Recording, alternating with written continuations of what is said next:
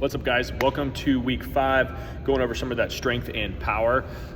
So really, when I'm talking about writing programs for strength and for power, the main thing is making sure we know kind of what that general idea is for the entire phase. So when you're talking macro cycles all the way down to micro cycles, okay? So if that confuses you a little bit, macro cycles are gonna be more about what the phase is. So if I'm on a hypertrophy phase, trying to gain muscle mass, or if it's strength or power, right?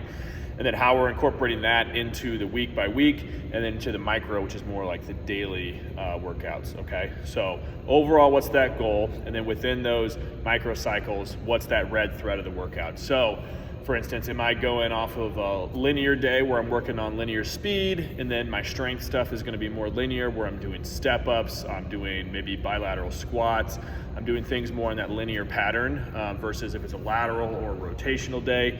Am I doing strength work that's gonna be more side to side, lateral lunges? Am I doing crossover step ups, stuff like that, where the whole microcycle, that whole like daily workout kind of makes sense for what we're trying to accomplish that day.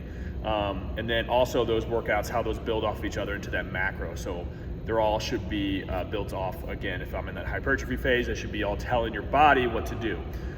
So they're all telling your body to build muscle, right? If I'm on a strength phase, same thing. So making sure we're having those goals, starting off when I write a program, what's my goal for the phase?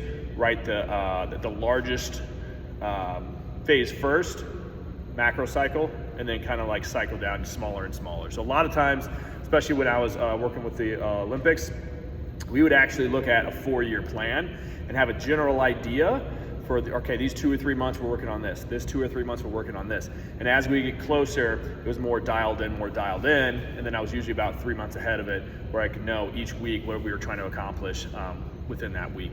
Now, with the week-to-week programs, making sure you know what's the best split for your athletes and their goals and their availability. Okay, if it's college and you only are with them twice a week, you're probably doing 2 total body days. So upper and lower, push and pull, 1 day lateral, 1 day linear. It's just what I would do. If you have unlimited time, you're working with them 5-6 days a week, then you have a lot more play, okay? Are we trying to do total body? Are we trying to do a upper body and a lower body? Are we doing a total body push and a total body pull? You can kind of look into what works best for you and your programs.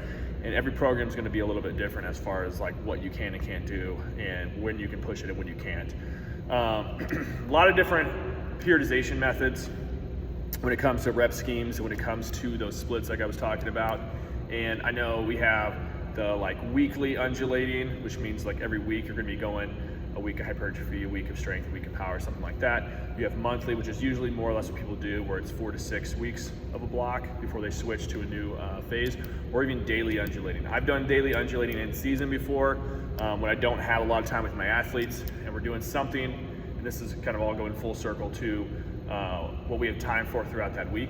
So if I'm seeing them 3 times that week, don't have a lot of time, and we kind of need to hit on everything a little bit because it's in season, right? So we can't do like hypertrophy and strength and power all in separate blocks.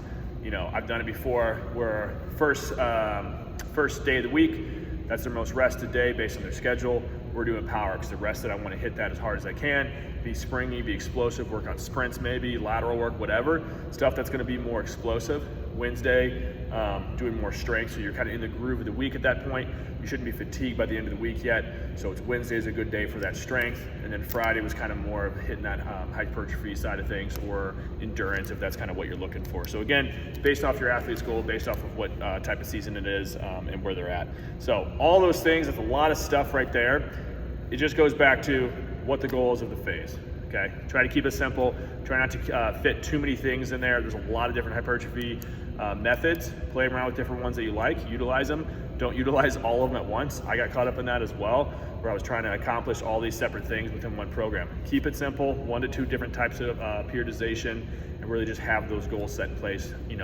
Know what you're trying to accomplish and build around the program that way. When it comes to like hypertrophy, strength, and power, just for myself, I like to still kind of keep moving things pretty heavy. So if I'm doing hypertrophy, I'll do those higher reps, get that foundation going. Once I have that base foundation, I trust those athletes can move some weight.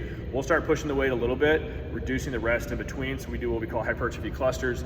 So let's do like six sets of 4 with low rest, right? So that's gonna be similar to doing like a 4 sets of 6, but you're gonna be having a heavier weight. And then we can always transition that to our regular strength, which is gonna be 6 reps or lower generally of everything, and then power as well. There's kind of a bridge between that strength and power where we can do like contrast training. So if you have some time, look up French contrast training or just regular contrast training. Basically what you're doing is you're gonna be lifting something heavy. So when I say heavy, I'm saying above 80% of your max or above an 8 RPE. And then you're gonna go directly into a similar movement, working on plyometrics or some kind of speed, right? So you can do it with sprints too if you're doing like step ups or something in sprint, 'cause it's a similar movement pattern. But what that's gonna do is you're gonna be able to recruit more motor units, okay, kind of priming the muscles. So then when you go to that plyometrics, you go to that sprint, you're gonna be able to push it a little bit more and you get a little bit more of that muscle recruitment out of it without having to do like multiple sprints, okay? French contrast adds a little bit more step to that where there's a couple more in between where you can then do overspeed training and some like weighted jumps. So for instance, it would be like a heavy squat and then like a 20-pound dumbbell jump, a plyometric jump, and then an overspeed jump where I have a band overhead and I'm going lighter weight jumps. So that way you're hitting kind of all those different aspects of that strength velocity curve. So diving a little bit deeper there at the end, but hopefully you guys took something away from that.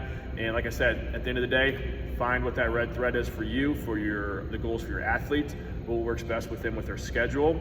Start off macro and then slowly work your way in to that micro cycle.